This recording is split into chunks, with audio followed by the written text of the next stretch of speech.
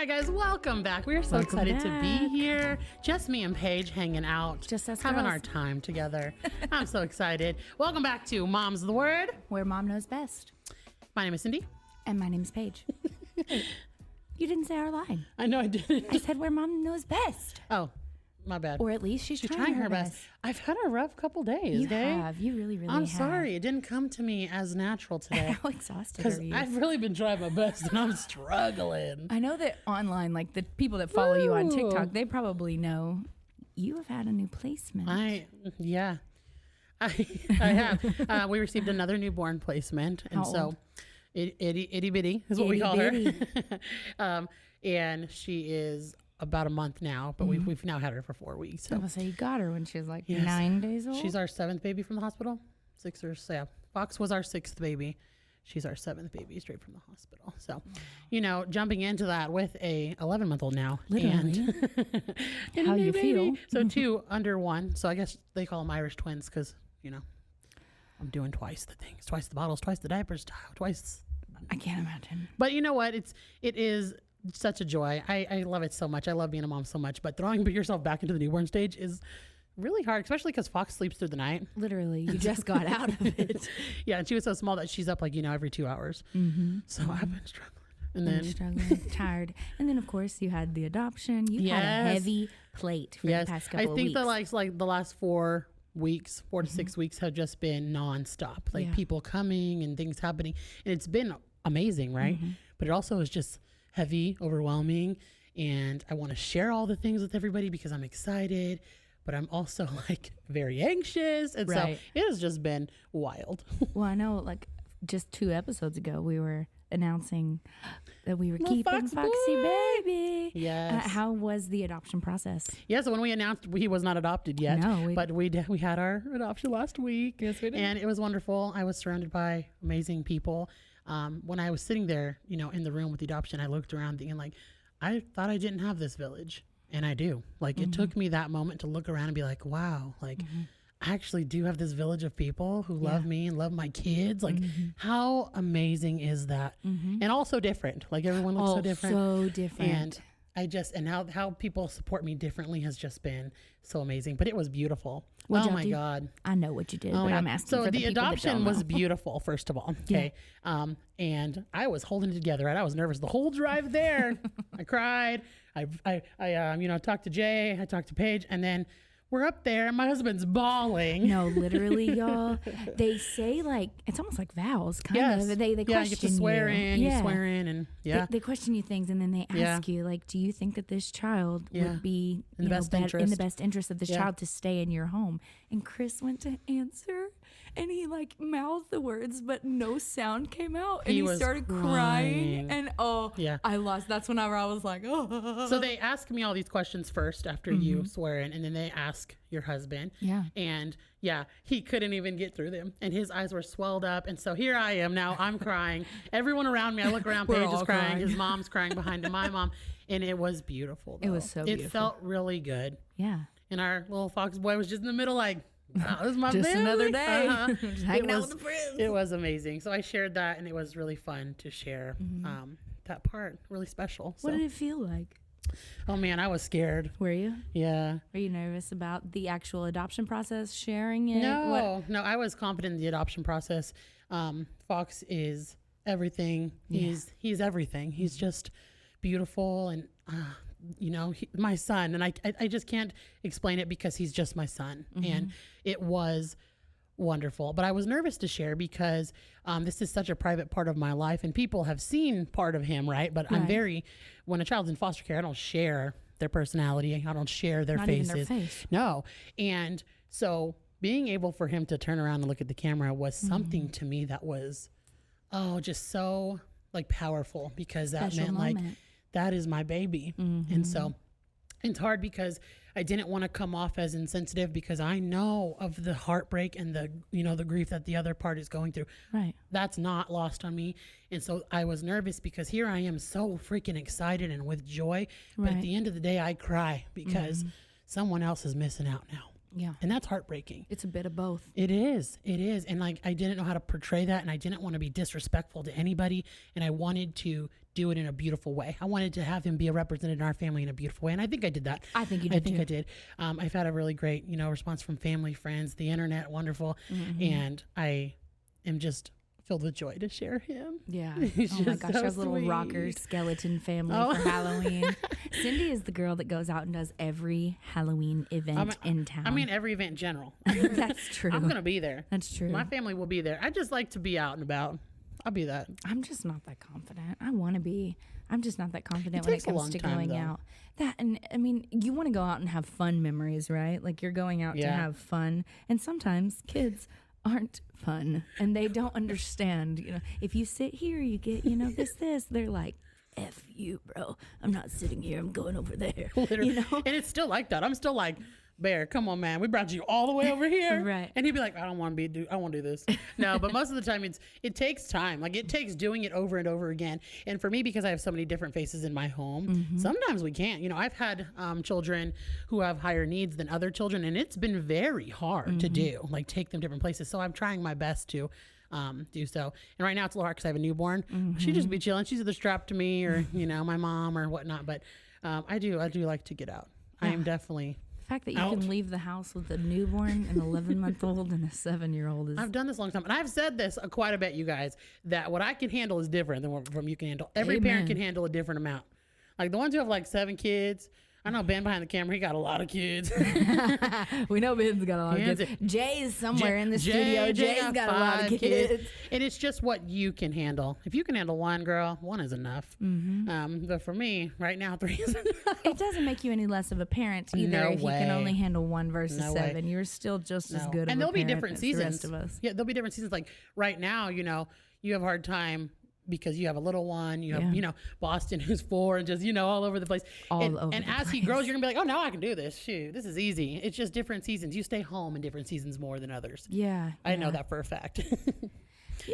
Yeah. And I mean, I have to hope with Boston that there will come a time where we can go into the public and it not be meltdown mode. Because, I mean, at times we're so different whenever he was a baby. I mean, he was born in June of 2019. So when he was 8 months old is whenever COVID really hit. And all of a sudden we were all in the house, which I mean, he didn't know, but I think it genuinely had a play in the effect of his development. Yeah. Because a lot of he children, wasn't around other kids. I mean, we were at home. I mean, Mark would go to work, but I was a stay-at-home mom. I was afraid to go out. I had this new baby. I was terrified of everything that they were saying. So, I mean, we were Amazon delivery for our groceries. I mean, I wasn't going anywhere. So he wasn't either. We were in the house. You see that a lot with parents who are saying, like, my child's behind. My child's not, where other kids are in school because they missed a couple years. I think though, from my personal experience, that COVID ruined a lot of us. And when I say that, what I'm saying is before COVID, before this happened, I was so active. I was in mom groups. I was very social. Then it happened, and now I have a hard time. And I'm out a lot, right? You see that I'm out a lot. It took me a minute to get there because I was anxious. I had more anxiety taking my kids out. What could happen, And I think a lot of moms are struggling with that, getting out of that. Let's stay home. Well, it made it easy to say It does. Yes, it made it really easy. It's so easy to say, sorry, we can't come. It made the socializing harder. And not just for kids. I'm talking for adults. A lot of adults have anxiety now. It just cost a lot. And I feel like moms are having a hard time getting out of the house now. Heck yeah. Because you're used to being in the house. It changed a lot. It makes you feel comfortable there. You also feel safe. There's a lot of really dark shit happening in our world right now. And your little house is protecting you guys, Right. It feels like my little bubble. It feels like every time you turn on the news, you see these horrible things happening at concerts, at schools, just every freaking where you go. And it's like, where is safe? It feels so heavy. It feels so heavy. Yeah. I just, and as somebody who struggles with anxiety, of course, you tell yourself all those things are going to happen. So then you go into panic mode, and it's just like, is it worth the anxiety attack, or should we just stay home and turn on the movie? You know? No, I get it. That's how it's starting to feel. I go through that still. I try to be very social and tell my friends you can do it, but it is hard. I feel like, as moms, we are there to protect our children. And if you stay home and, keep your bubble, you're protecting them. it's just hard. Then you feel guilt. We're like, well, I didn't take them out today. Yeah. Then there's the guilt of all that. It's a never-ending circle. Oh my goodness. You really can't do right as a parent. At the end of the day, you will guilt yourself for some reason. So if you're out there kicking yourself, you're doing your best. Literally. You're doing your best. It's actually something that I want to tell Paige, is that you're a really great mom. Oh, thanks. And that I think sometimes... Trying to make me cry. No, I'm not trying to. It's something that I just want to say because I talk to Paige every day and I hear her emotions every day. Mm-hmm. And I think you doubt yourself in motherhood a lot. And I think a lot of other moms also doubt themselves in motherhood, but you're a really great mom. And I don't think people see that as much because you protect your kids a lot. Yeah. All of them. And so the guilt that you have for certain things, I think it's because you overcame a childhood that was hard and now you want to protect them, and your kids deal with certain things and you want to protect that from people. And I just think that you're really doing a great job, and it's really hard, and these kids are here for you. Like Thanks, you're you are too. You're constantly doing a good job, and you always build me up. It's crazy because I think to myself, you have such a heavier load than me with as many little babies that you have, and you're just still always so on and so positive. And plus, you hate to be the friend that is always fucking sad. I hate to be the friend that is always sad, to get the text messages, how are you doing today? And you just want to say, I'm fine, doing good, everything's better today. But it's not. Yeah. But it's still dark, but I'm still hurting, but I still feel weird. I was okay a few hours ago, and now I'm on the floor telling myself that I'm not, a good enough mom, or that I'm not doing enough. You know, that's real time. It happens in one day, and I can go from feeling like, okay, I've got this, to feeling like, ooh, this is just really, really heavy, and this is really hard. And I hate to be the friend that is constantly sad. Yeah. Like you told me this morning, whenever you were struggling with your anxiety, I was like, oh, dude, like that breaks my heart to hear that you're struggling. You were like, yeah, well, it kills me that you're struggling too. I was like, yeah, but I'm always struggling. Like, you're not. Like, I'm always in this. No. So it just makes you feel so different. But I haven't always been like this. No. And I keep telling myself that, like, there is a version of me that existed that was really happy in motherhood. Yeah. I think I just put so much guilt and fear on myself. Yes. I agree. It's become a little out of control in the last probably 8 months. I'm going to say probably about a month before Juliet was born. Yeah. It just got really hard, and it got really dark. And then having her was difficult. She was in the NICU, trying to adjust from 1 to 2. Yeah. And then just like all the things that are happening in my world that I've not talked about, that I've not shared, because I have a lot going on. You do. You know, like a lot. And you do. It makes me emotional to even think about it, but I feel like I'm ready to talk about it, even though I'm nervous. So me and Paige have had this conversation many times. Yeah, because I feel like I'm... Of things that we talk about as friends and as mothers and support that I would never bring up until she was ready for it. Yeah. And lately... And honestly, I didn't think I would. There was a part of me that was like, I'm just going to hold this in forever, and I'll never say it. Yeah. And then sometimes, like, there's been times where I'll just comment it. Somebody will say something, and I'll just comment. Yeah. And then I'll delete it. And I'll be like, no, I'm not ready. Yeah. But I feel like, I hope at least that I can help someone else who's dealing with this, even though I'm scared of the, hell, I'm not even scared of what people think of me. I'm scared because I want to protect my child. Mm-hmm. Which is what you do. Yeah, because you can't protect them from other people's opinions.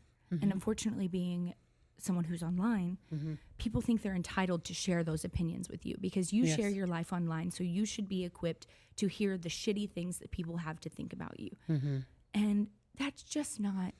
That just cannot be acceptable. No. I'm sorry, but I don't care if you upload your life online. If I disagree with you or I dislike you, it's as easy as scrolling on or blocking you so that I don't have to expose myself to you.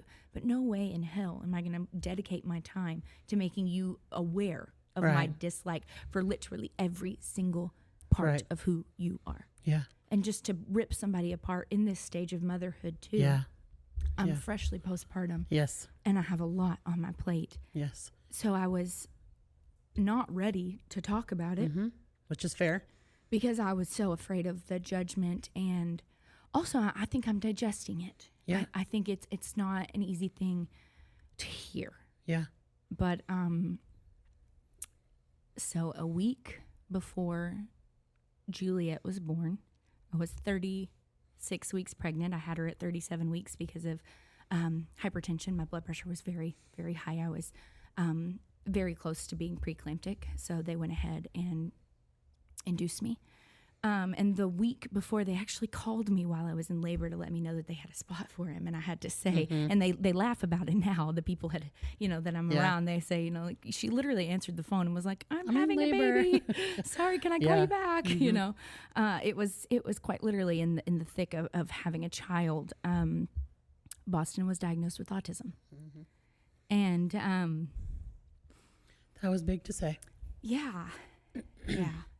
So I shared his journey at his 2-year appointment when, and I had no idea, but his pediatrician asked me, is he saying 50 words or more? And I said, 50?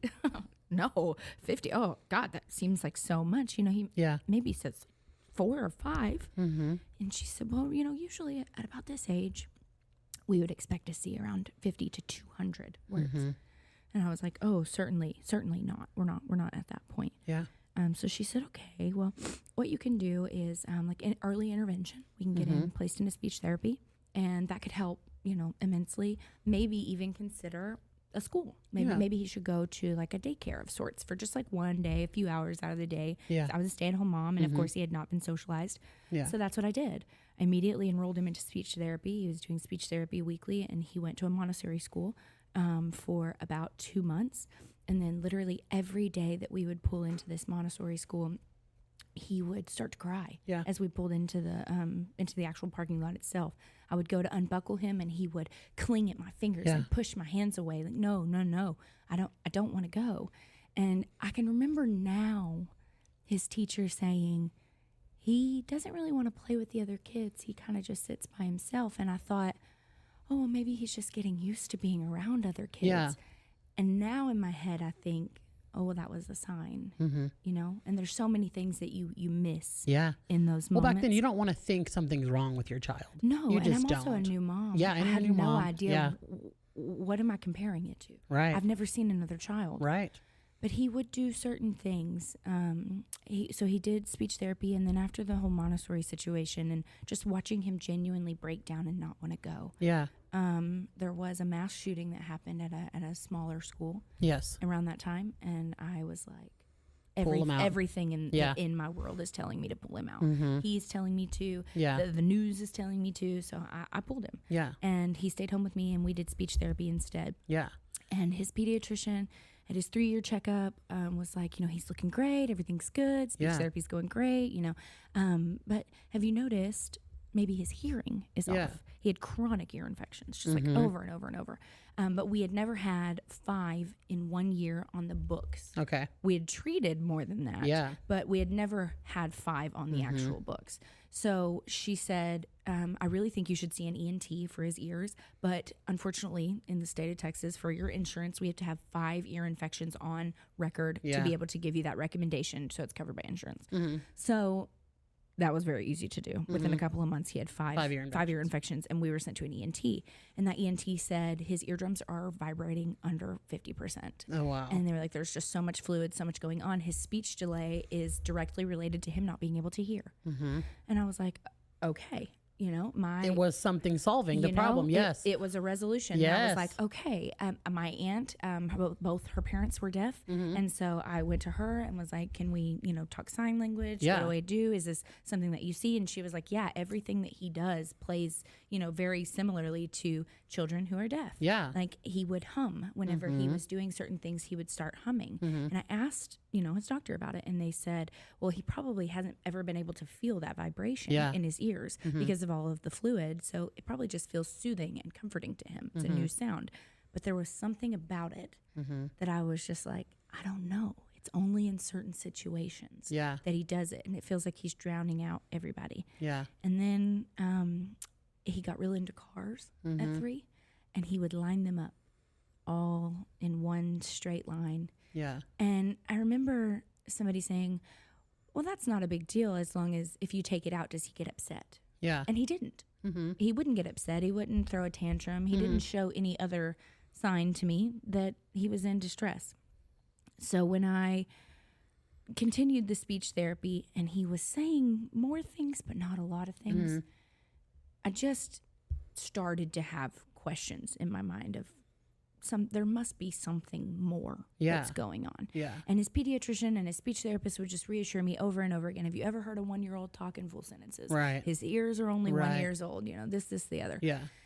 And I could just feel something was off. Felt, yeah. And so I requested that he be given a test. I believe it's called the MCAT. It's MCHAT, something to that. I'm sure I'll get devoured for not knowing the exact, but it was a stressful time. It's a lot to process, yes. They did an exam on him, basically. It's like a 30 to 40-minute evaluation of like different forms of play and communication and such like that. And then they said, okay, it's going to take about 3 to 4 days to process this, and then your pediatrician will call you. Yeah. That's the worst 3 to 4 days sitting there waiting, thinking. I bet. And I can remember thinking, he did so well. I was literally going to say that. I talked to you. And I was like, there's no way. Because even when you would tell me about it, you kind of would downplay it, right? You'd be like, oh, they're just going to test him. And then when it happened, you're like, oh, he did so good. He did so Like, he was talking. He was making eye contact. And even I was like, okay. I mean, like, me and Mark walked out of that appointment and we were like, there's no way that they're going to say he has autism. If that's what they're scheduled. Like, if this is what they're testing him on, he passed with flying colors, And no. And his pediatrician called me and she said, do you have a second to talk about Boston's diagnosis? And I said, you heard that word. His diagnosis. And she said, yes, after his evaluation, he has autism. And when you hear that as a parent, that feel like? It's so confusing, right? Because I don't give a shit that my child has autism. I don't care. I love him. Despite it doesn't change anything for me. Yeah. But there is so much guilt and pain in that diagnosis, because the first thing you think is this my fault? Did something happen while I was pregnant? Yeah. Did I not drink enough water? Did You're trying to justify. Expose myself to environmental things? Yeah. You literally just go through a million different what happened. And you blame yourself. It really feels like it's all on you. Yeah. And then there's the fear of, what is his life going to be like? Right. What does it look like now? Will he be independent? Will he need me forever? Will he have a girlfriend? Will he ever play a sport? Yeah. Well, just those things that you don't think of. Yeah. For a child, it's just so normal. All of a sudden, there's just so many wonders of, changes will everything. They have that experience of all these things that you dream of for them when you meet them, Will they get that part of life? And then on top of it, there's the, how do I protect him from people who are so freaking mean? Yeah. From people who are going to look at him like he's less, from people who are going to have horrible things to say about a child. For so long, that's why I didn't want to share. Yeah. Because I just want to protect my child.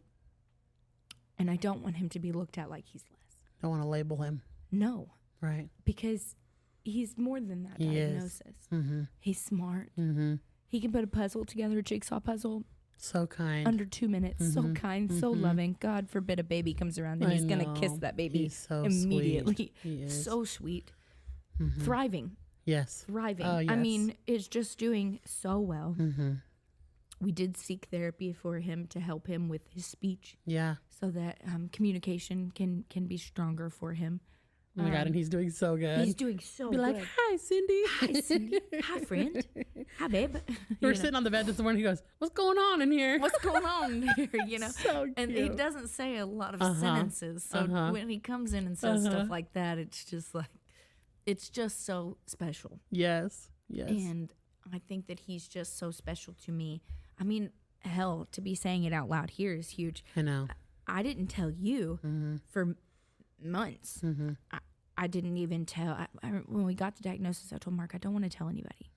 I don't want your parents to know. I don't want my friends to know. I think we just carry on as we've been. Yeah. He's in therapy, and that's just the way that it is. I'm just not ready to talk about this out loud. And good Lord, Stephen, you're calling me in the middle of a very serious moment. Declining your call. It's just, it was hard. Yeah. It was hard to swallow, being that I was also having a new baby who was then sent to the NICU.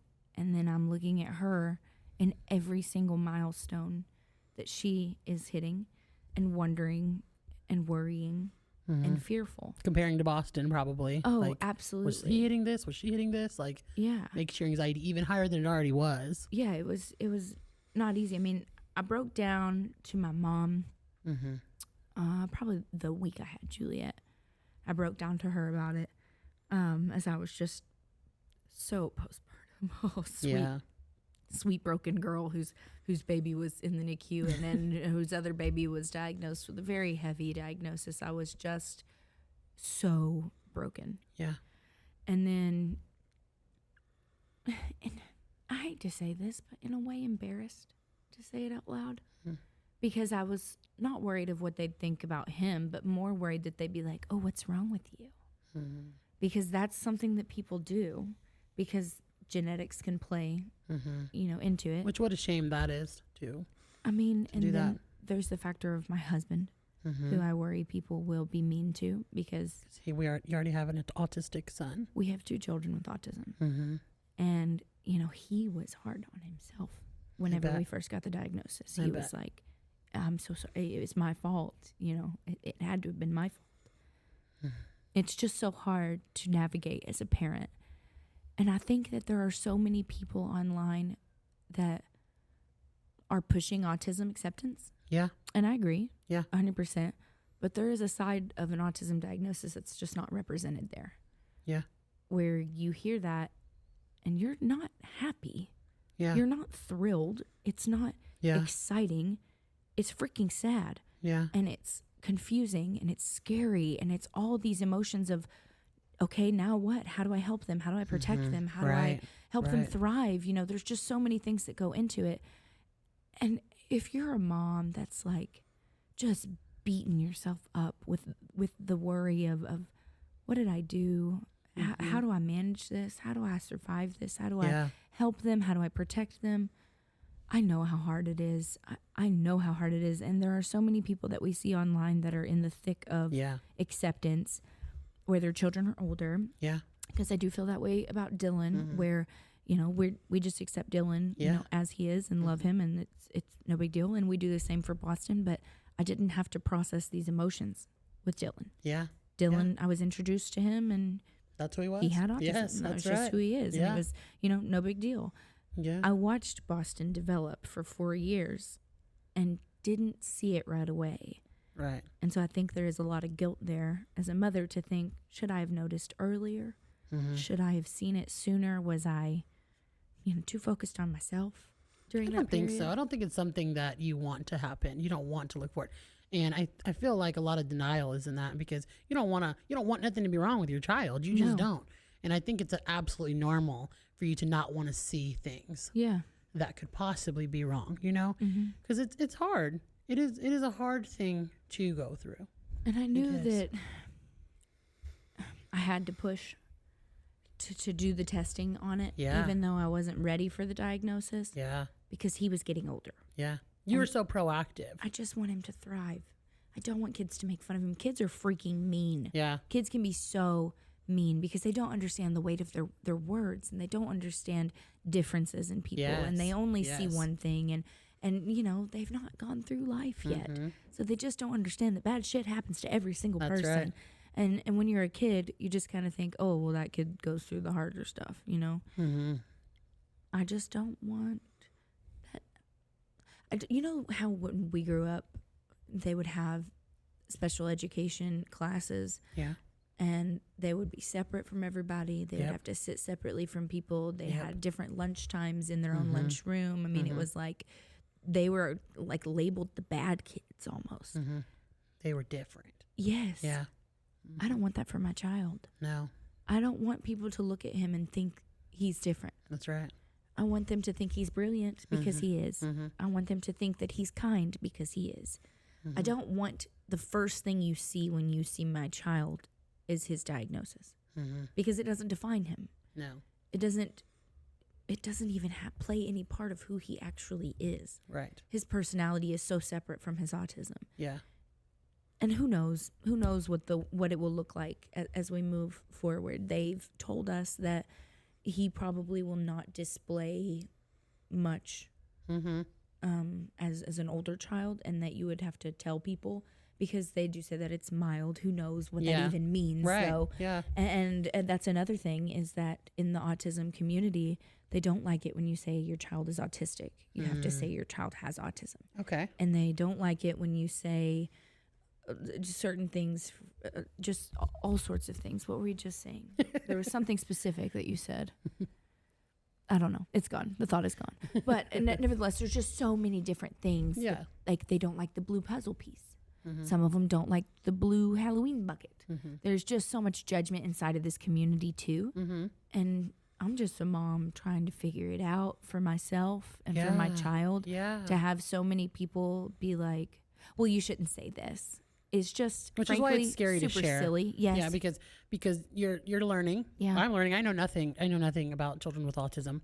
I'm learning from you. I've learned so much, and you're learning. And so people coming to you and, like, speaking down on what you know is really sad, instead of encouraging you, because you're a new mom to this. And we all started somewhere. Oh yeah, for sure. Once upon a time, you had just heard the diagnosis as well and didn't know all the ins and outs and the things that make people feel more comfortable. And frankly, I'm not here to make you feel more comfortable about my child's diagnosis. That's right. That's not my job. I'm here to protect my child and to make him feel comfortable. And if he doesn't give a shit, that's right. I don't give a shit. And that's just where I'm at with it. As much as it's heavy and it's hard, I don't care. Yeah. I think that's why you were ready to share, because you had to take it in. Yeah. You had to, be okay with it. Yeah. You had to see him start thriving, because, oh my God, he's just doing amazing. And I think it took telling people around you, get their reaction. You needed to fill it out. You did. It's a whole new, adventure you're going on in life. And I hate to say that, but you know what I mean? Like, you've done so amazing. Like, once you heard it and you were able to talk about it, you have put into him so much. Like, you guys gave him everything that he needs and more. Like, oh my God, if you're around Paige, the way she just talks with him, and like, oh, it's just so wonderful. I've done a lot of Googling on what you should do. I think we all spend a lot of time on Google and parenthood. It's just, I'm his mom.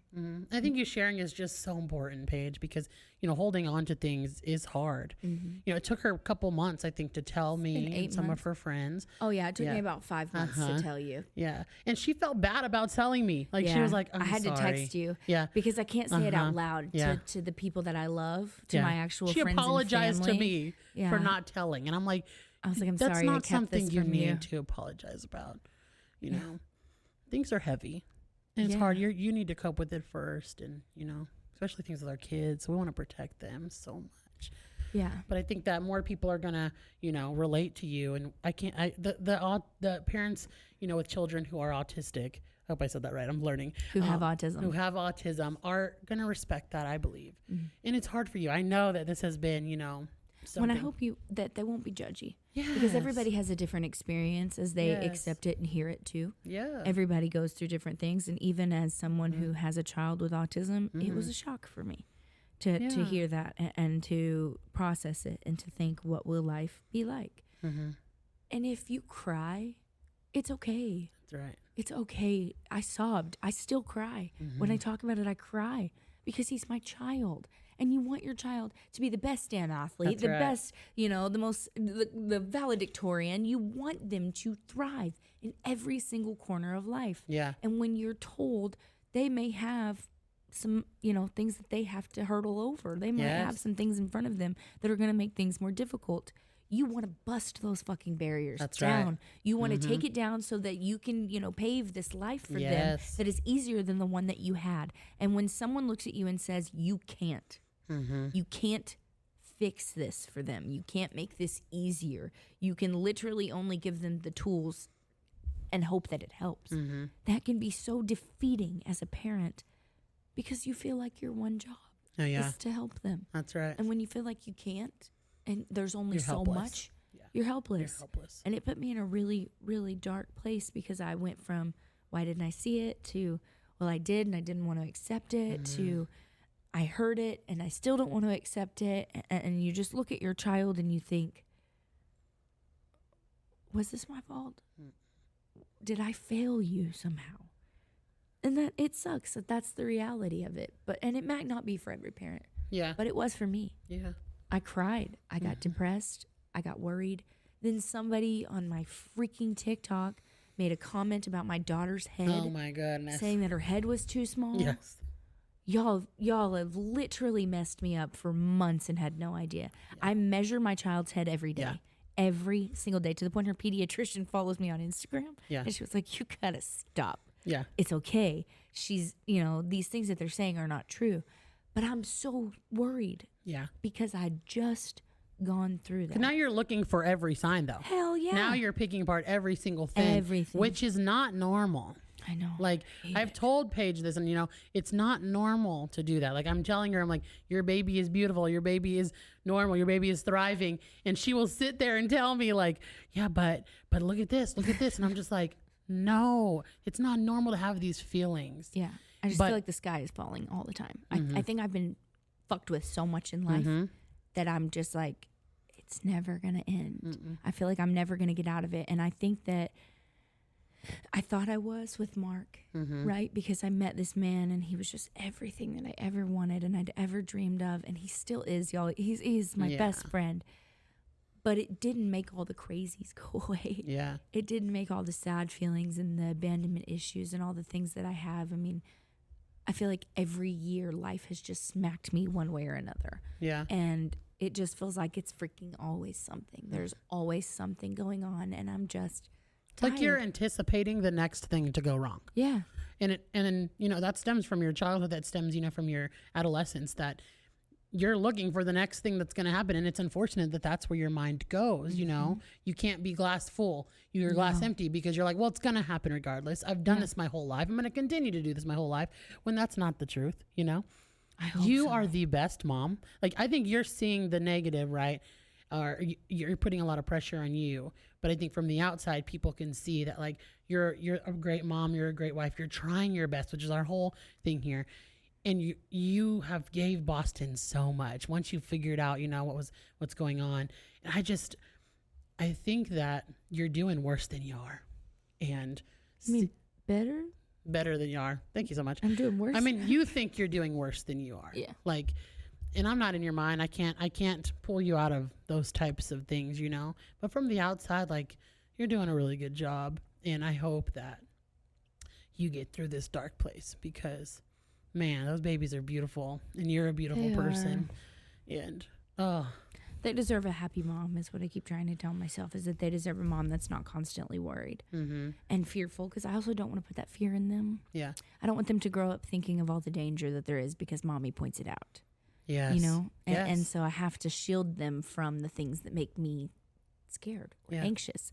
They say, like, don't tell your kids be careful. Yeah. Because, you should just let them learn on their own type thing. I'm not that mom. I'm like, hey, honey, you're a little close to that ledge there. You're going to fall off and break your face. Please don't. She's thinking of the worst thing. And I see it in my brain. That's the biggest thing is with my OCD. I can picture it happening and it will replay until I stop that from happening. Yeah. And I just won't be able to get out of it. I just suck myself into this dark hole. Yeah. And so I'm trying. A lot of people have written into the podcast and not requested, but suggested different things from, like, SSRIs, talking to my therapist, different things. Trust me, guys, behind the scenes, I'm doing I was going to say that just now because I bet people are wondering, like, you guys, I have told Paige to let's go see a doctor. What do we need to do here? Yeah. So we are working with Paige. Yeah, definitely. It's just hard, It's just a process, too. It doesn't, I can't flip a switch. I didn't decide, like, okay, I'm in a dark place and I need some help, and I reached out to somebody and it's magically all better. Like, it's not. It's taking a little while, and that's okay. It's going to take a little while. I just have to process it and feel it and move on from it. Yes. And she's surrounded by people who... Yes, I have a good village. I do. I have people who care about me in my life. And we don't get tired of her telling us. I would never get tired of her telling me, well, literally voice memoing at 4 a.m. Listen, y'all. Okay, so Ben will tell you I lost my camera. I lost my camera, and we were one day from podcast shooting, and I had to text him, and he was like, okay, well, maybe you're fired tomorrow, but we'll see. Should have said I lost it. And we're like, I was like, I can't find it anywhere. So I'm looking for this camera, and I swear I wake up out of a dead of sleep at like 4:30, and I was like, it's in your pink and white bag. And it sure was. So I ran to my pink and white bag at 4:30, and then I sent Cyndi a voice so memo. here I am popping up on my phone. I'm like, who is messaging me at 4 a.m? She's like all positive. Hello, it's 4 a.m. Like, I found my camera. And then she's like, and I'm really anxious about choking. So I had to go to my car to get my choking device. I got my choking device now, so don't worry. My anxiety's gone. I'm like, no, she did not have to go get her choking device. And she knows that that's literally the one thing that I have so much anxiety about. So I was like, good for her. Yeah, you were so supportive. I'm like, yeah, she needs it. And so that's what's on my Christmas list for you this I literally year need it. to I get literally you need one it. of those. I knew you'd love it. That is like one of my biggest triggers is choking on kids. I am so terrified. It's terrifying. But it's just funny because then she texts me and I was struggling. Yeah. And people don't know this. I don't share on the internet that I struggle with anxiety pretty bad. And it's different than other people's anxiety. But I was struggling last night. Like I couldn't fall asleep. I was thinking of things happening. And so she's telling me, and so I message her back. I'm like, oh, that's great, but like, I had a really rough night. Me too. And then I felt bad because I'm like, wait, did I just overstep her? And then she was like, I was like, I'm sorry, did I just overstep that you were anxious because I'm anxious? Literally. And she's like, no. That's when she was like, well, I'm always anxious. I'm always anxious. No, that's a thing though. Like people think like when you're sharing things about your life and you're like, oh my God, I've been through that too.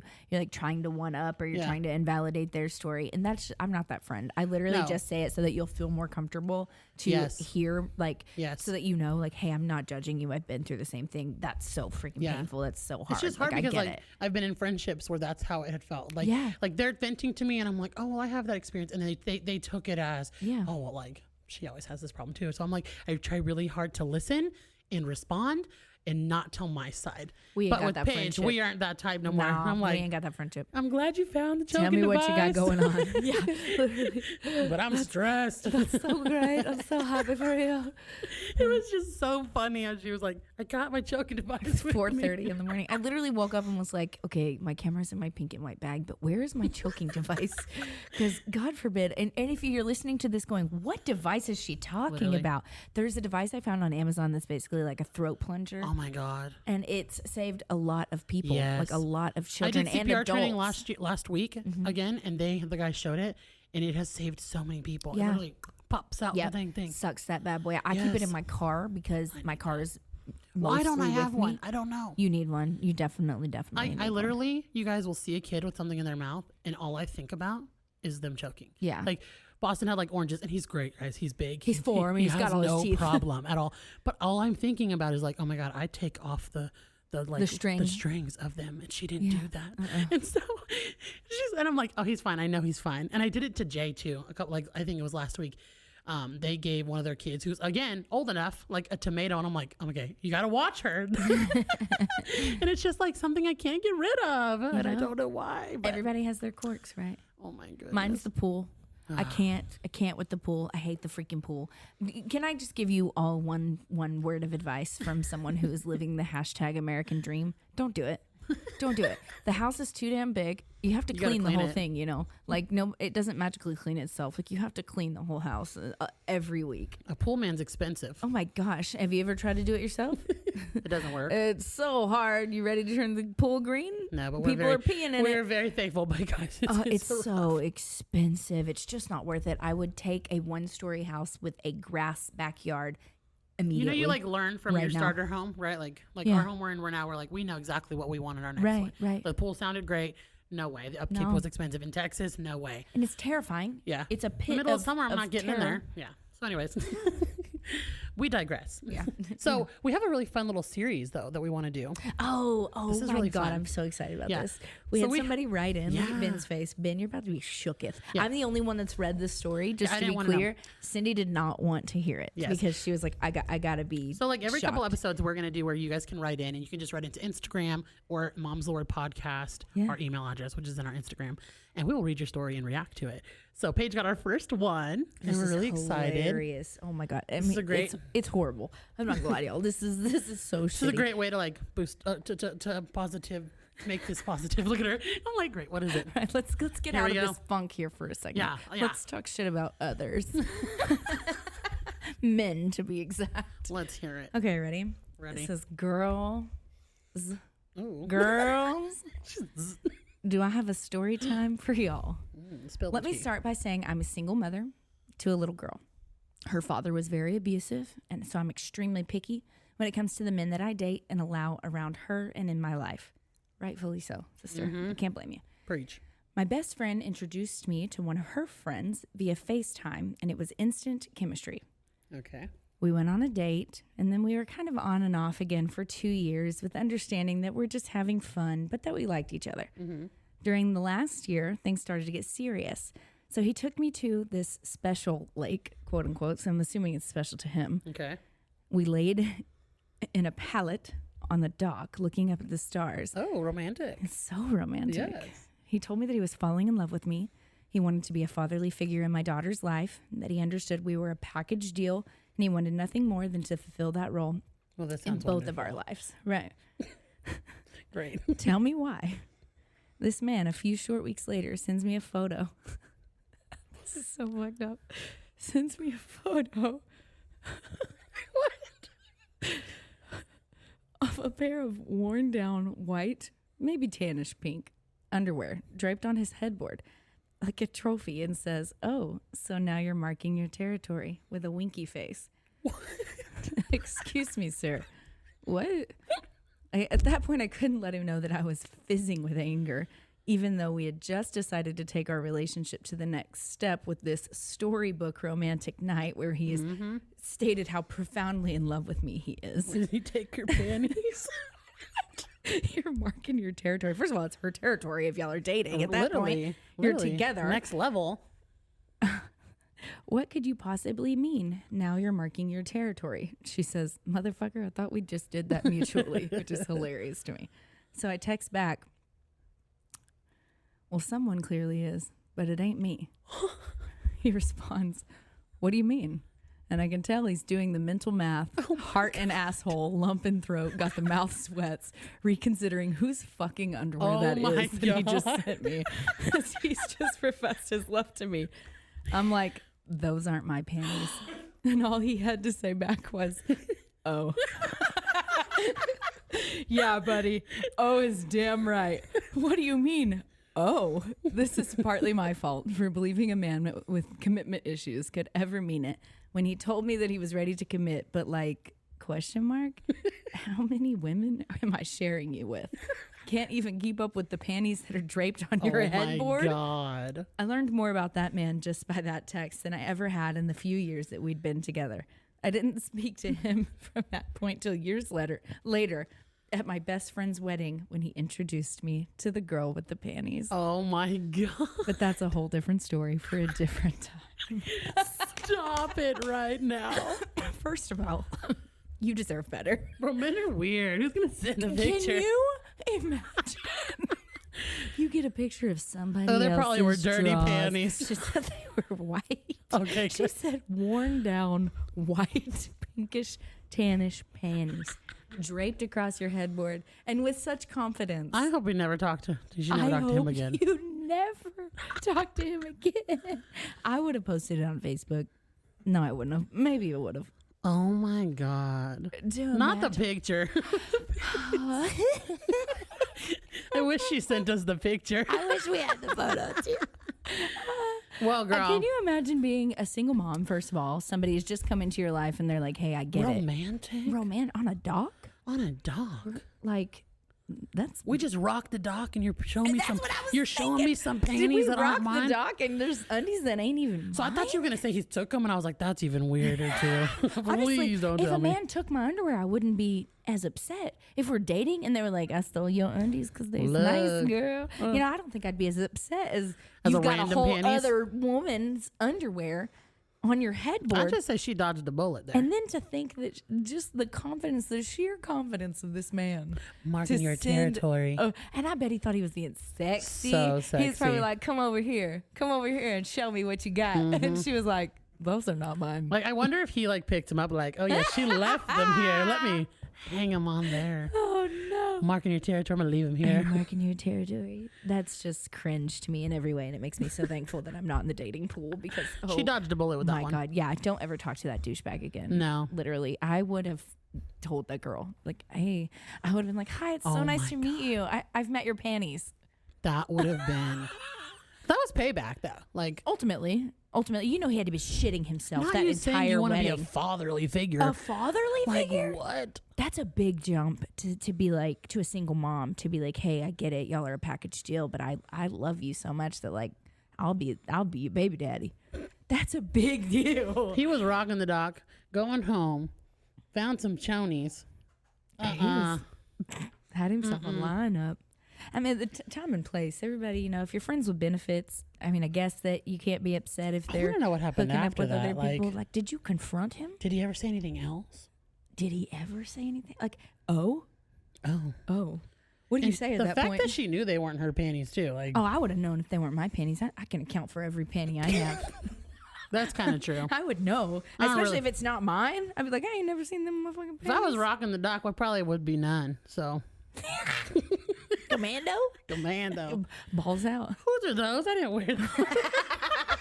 Just kidding. That would have been awesome. That was so fun. Yeah, that's fun. Please send more of those in. I love them. And I don't even care if they're mom related. They can be anything. Mom related. They can be dating. Dating. I want to hear everything about your kids. We know that they smear shit on the walls. It's okay. We have an array of knowledge. Yeah. What's that? She's the man. I got a lifetime of knowledge. Do you know that movie? Someone's going to know that movie. She's the man. I love it. I know that movie. Got a lifetime of knowledge. Of course I know that movie. She didn't know the quote. I don't know the quote. I'm not going to lie.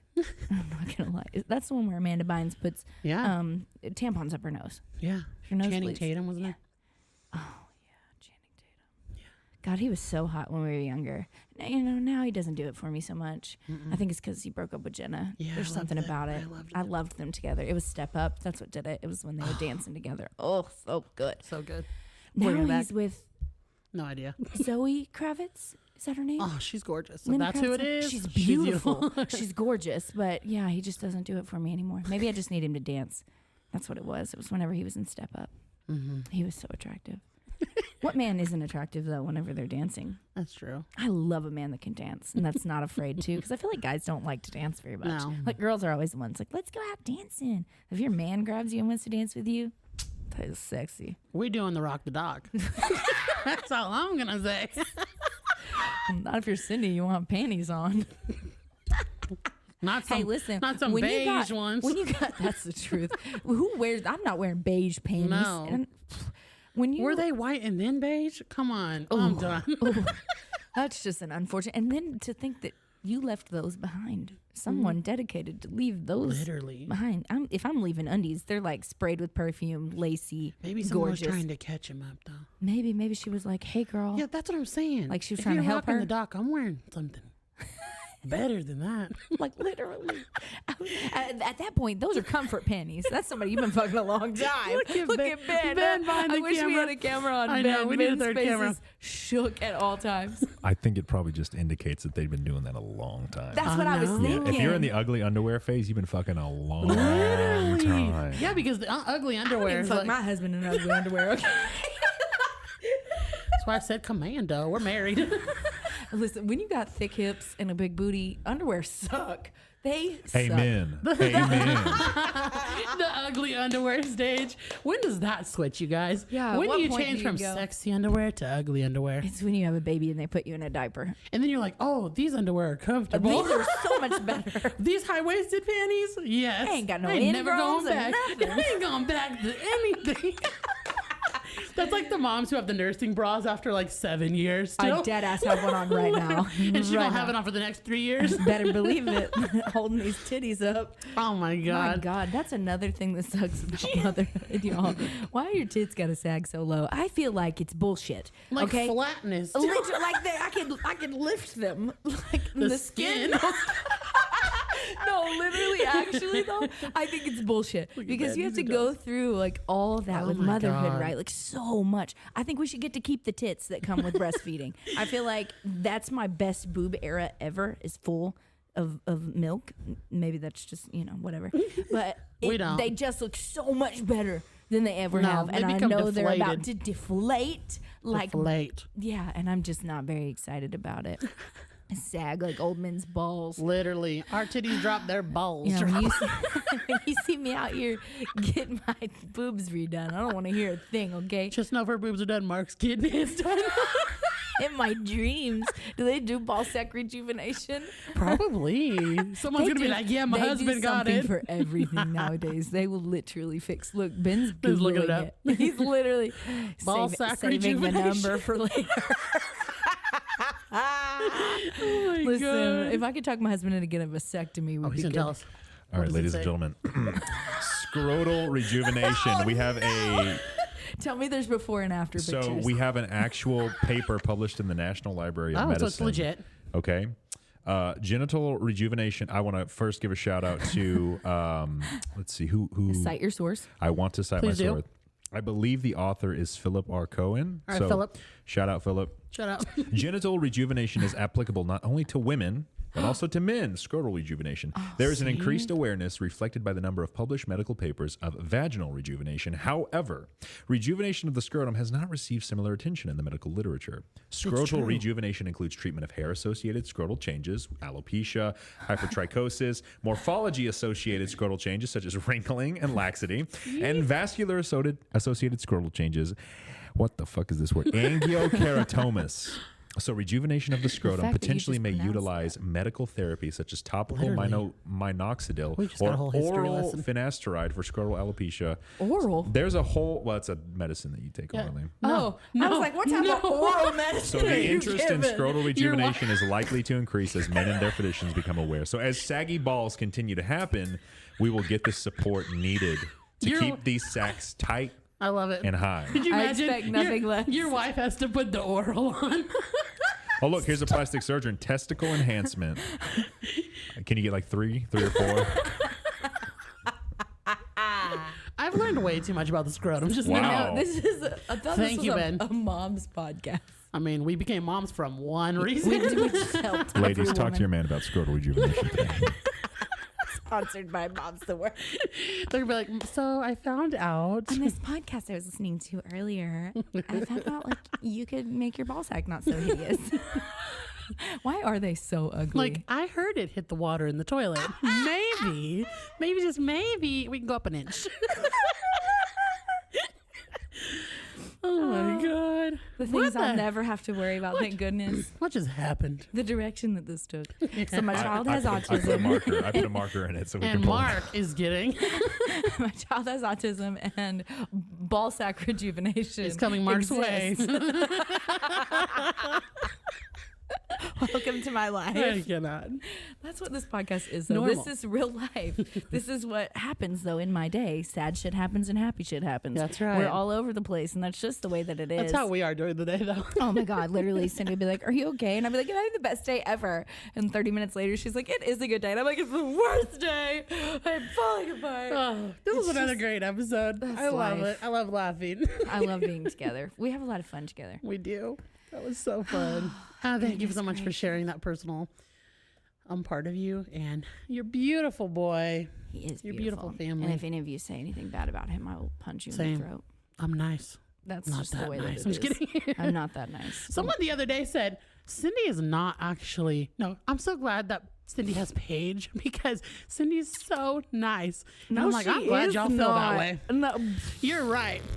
I am so nice. lie again. Cyndi will pop off. Yeah, I just don't like to. Like, I don't want to be mean. None of us do. But Well, best some of us. believe Yeah, you messed with Your the girl's right got ones. it in me. It's within me. She's a Gemini. I told you all that, right? Oh, yeah, she doesn't like to tell people that. Yeah, she's mean.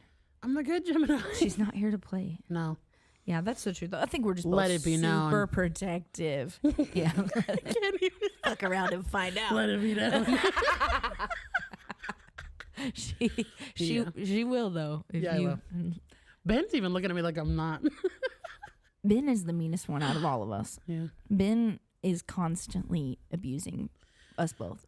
And by abusing, Can making we Paige, please not perpetuate that narrative? by making Paige pick her mic up and talking to it. Constantly yelling at me. Please don't perpetuate the narrative. We would never. You guys, Ben is great. We would never. We love Ben. Ben. Is perfect. I'm just Ben. Oh God, here he goes. No, he He's the doesn't best. abuse us. He does just yell at me a lot and threaten to fire me because I lost my camera. But we are thankful for Ben, you guys. So thankful. He makes us look really great. Everything that you do. Yeah, Ben, thank you These so fancy much. cameras that you give us, this amazing lighting. You're just top tier. I know. I guess I'm the executive producer of Mom's the Word. You Somebody are. said that I liked You her are. rant. I'm gonna put that on my LinkedIn profile. You should. You should. I don't know if you know this, but we are number 2 in all of family and parenting podcasts on Apple Podcast. Number 2. We should be Landed us. number 1, so I need everybody to show up, start sharing this podcast. If we are Y'all not heard him. number 1 by next Y'all heard him. episode, you don't want to know Send it to your what's going to mom happen. because ball rejuvenation. I don't want to tell you about your dad, but Your dad deserves a fresh sack. Okay? oh goodness, I Oh loved my this so much. Too much fun. Thanks for It's too talking much fun. with me. Yeah, of always. course. Always. I'll see you back here in a couple weeks. Yeah. Yep. Do more. Are you ready, Ben? Oh, this was such a good episode. It was. It was good. Shared It's a lot, good to laughed get a it lot. off. Had a story. Send those in more. Yeah, please send those in more. We have a good time. Yes. If you're not following us on all social media platforms at Mom's the Word Podcast, we would love that. Go to YouTube. We're hilarious over there. You can see our faces. And as always, Keep the giggles going. and the love flowing. And until next time, Mom knows best. or at least, she's trying her best.